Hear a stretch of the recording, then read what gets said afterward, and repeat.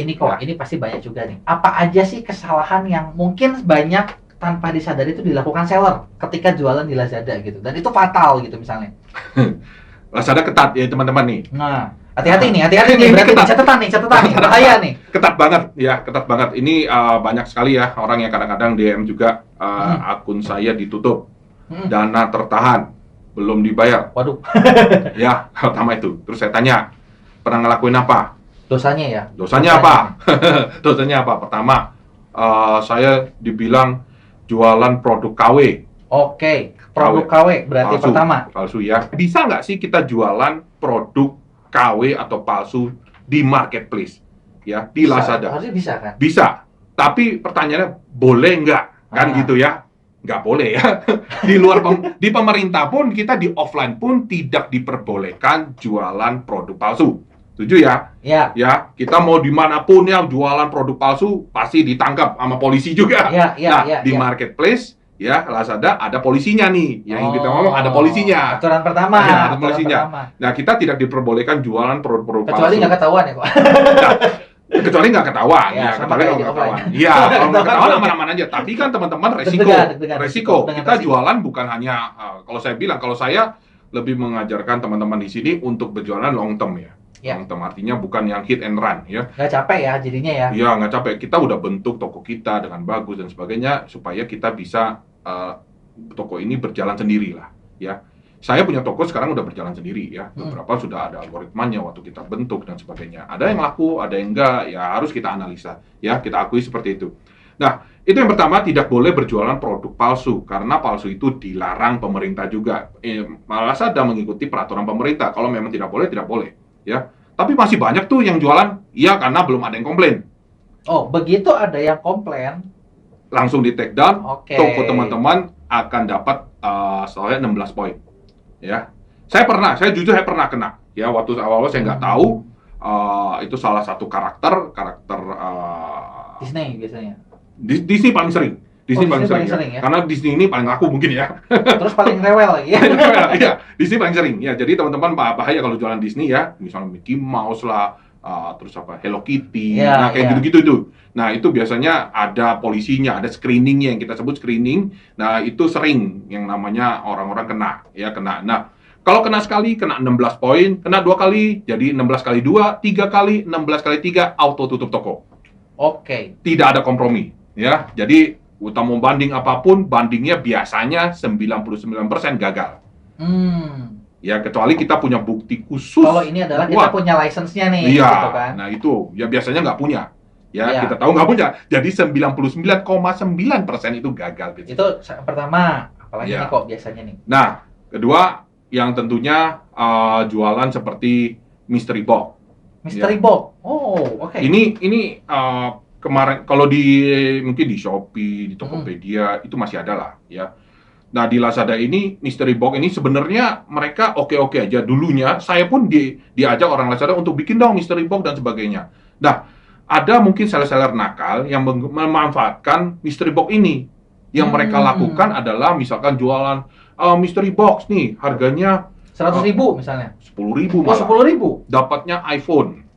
Kan gila. Nggak mungkin. Kan gila, wah 10.000. Terus banyak yang kasih review. Nah, saya nggak tahu lah reviewnya dari mana ya. Nah, beli. Ya, akhirnya ada juga yang, wah ini 10.000, tapi dapatannya colokan yang goceng 5.000. Akhirnya kan, ya bisa menjadi gitulah. Terus Lazada melihat ini sebagai indikasi penipuan. Jadi kayak main ini ya, kayak main togel. Nah, betul. Jadi kayak undian, kayak judi. Nah, akhirnya mereka mengambil putusan bahwa mystery box ini tidak diperbolehkan, ya. Tapi sampai sekarang pun masih ada seller nakal yang mungkin mengakali lah ya. Tapi ya Lazada kalau lagi screening ya siap-siap di take down juga sih.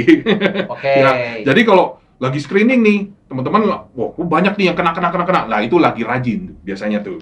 Biasanya berapa lama sekali rajin? Lagi razia. Kalau kita bilang lagi razia nih, kena semua. Nah, ya. Jadi teman-teman di sini jangan sampai jualan yang seperti itu, ya. Yang saya sayangin, tokonya udah rame, udah bagus. Ini, tahu-tahu kena pelanggaran simpel kayak gini, tutup toko. Ya. Nah, itu tidak diperbolehkan ya. Jadi teman-teman jangan sampai, ini dua hal yang paling krusial. Itu dua kesalahan paling fatal nih ya. Ada satu lagi sih. Apa nih? yaitu sebenarnya ada yang namanya fake order. Oh. Nah, ini kan paling sering ditanya nih, boleh nggak? Ya. Semua juga tidak boleh sih, ya. Kalau ketahuan. Kalau ketahuan ya. Jadi kalau ada yang tanya, kok tapi fake order efektif nggak? Saya bilang efektif. Tapi boleh nggak? Ya, nggak boleh. Nggak boleh. Efektif. Saya nggak bisa bilang fake order itu nggak efektif. Kenapa? Karena fake order ini kan bisa dibilang ada yang beli, ada performa dan sebagainya ya. Algoritma itu terbentuk sebenarnya ya, terbentuk sendiri. Nah itu efektif.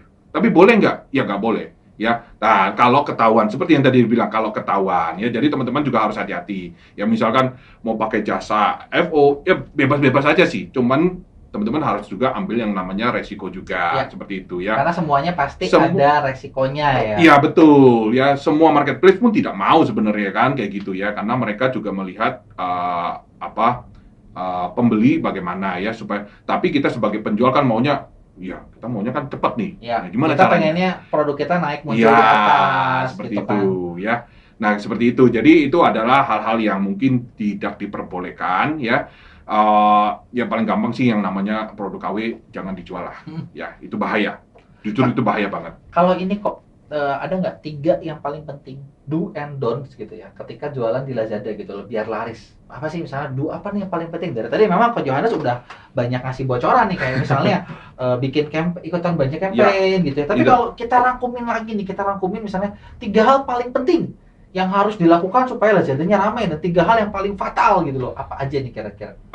Yang pertama adalah cari produknya dulu. Cari produk dulu berarti. Ya. Produk harus bagus ya. Produk harus bagus dulu ya. Produk teman-teman misalkan artinya gini, produknya harus apa? Teman-teman main di kategori apa dulu? Misalkan fashion, baju. Cari dong baju yang laku apa sekarang. Ya. Kunci dari produk pertama adalah untuk mendatangkan traffic. Ya. Kalau nggak salah Lazada itu ada ini kan kayak apa saya pernah lihat nih. Aku tuh bukan pemain Lazada banget, lupa. Dulu pernah main tapi kalah bersaing ya. Makanya kan ngajak Ko Johannes saya ngajarin dong. Gue juga nggak bisa nih gitu kan. Kalah bersaing gue. Nah, gini, yang kalau nggak salah tuh ada kan satu bagian panel di mana Lazada nyaranin ya produk yang dicari, betul nggak? Masih ada produk yang dicari. Jadi dia kayak yang dicari tuh ngasih tahu gitu. Ini loh produk-produk yang dicari gitu. Nah, luar penjualan. Bisa dari situ kah gitu kita lihatnya atau gimana? Bisa aja sih kalau kita lihat ya kita misalnya kalau mau riset produk yang laku di marketplace ya misalnya di Lazada di aplikasi pembeli itu bisa-bisa aja ya sama sih triknya sama ya kayak di Shopee kan ada berapa terjual berapa reviewnya dan sebagainya ya bisa-bisa aja cari di situ oh berarti sudah ada pasarnya. Nah, kalau produk itu sudah laku, ada pasarnya, cobalah kita ambil. Tapi harganya nggak bagus, ya udah nggak apa-apa. Ya seperti tadi saya bilang, produk yang laku itu biasanya harganya itu udah nggak bagus. Ngancur gitu ya? Emang ngancur. Tapi tujuan kita traffic, untuk jual itu adalah mendatangkan traffic, ya. Jadi teman-teman cari produk yang laku, produk yang tren, ya. Yang penting itu cari dulu, ya. Nanti produk-produk lainnya tinggal kita upscale, yaitu cross selling. Ya, produk lainnya harus nggak sih kita ikut harganya murah banget ya nggak perlu ya kita ambil harga yang di tengah-tengah lah jangan terlalu mahal juga jangan terlalu murah kalau terlalu mahal juga nggak laku ya. Jadi, karena kunci pertama itu benar-benar buat cross sell ya. Iya cross sell dulu. Tinggal pikir nanti jual apa nih lanjutannya gitu kan. Ya misalnya teman-teman saya bingung kategori ini kan banyak yang laku. Iya.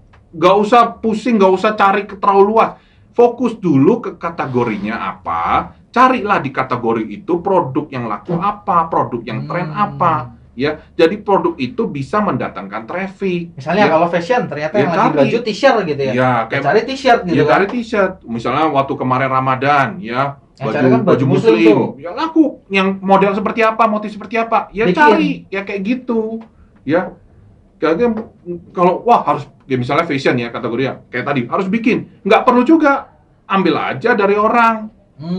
Ya orang yang misalnya bisa jualan grosiran harganya mepet ya mungkin kan ada ya kita bisa ya mungkin ya jual marketplace sekian kalau saya mau jual grosiran sekian ya udah ambil aja dikit dulu yang penting ada trafficnya dulu ya itu produk tren kalau Ramadan itu produk tren ya karena nanti pada saat mungkin setelah Ramadan ya itu produknya akan turun produk tren jadi teman-teman harus pahami juga produk tren sama produk laku seperti apa ya terus kalau sudah ketemu dari itu trafficnya sudah ada tinggal lihat produk lainnya kita tinggal cross selling. Misalkan tadi baju kaos ya, kita ada motif lainnya. atau warna lainnya, ya, atau celananya. Nah, itu kita cross selling, ya. Dengan ini dipaketin harganya lebih murah. Nah, gitu. Nah, kita bisa ambil untung dari situ, ya.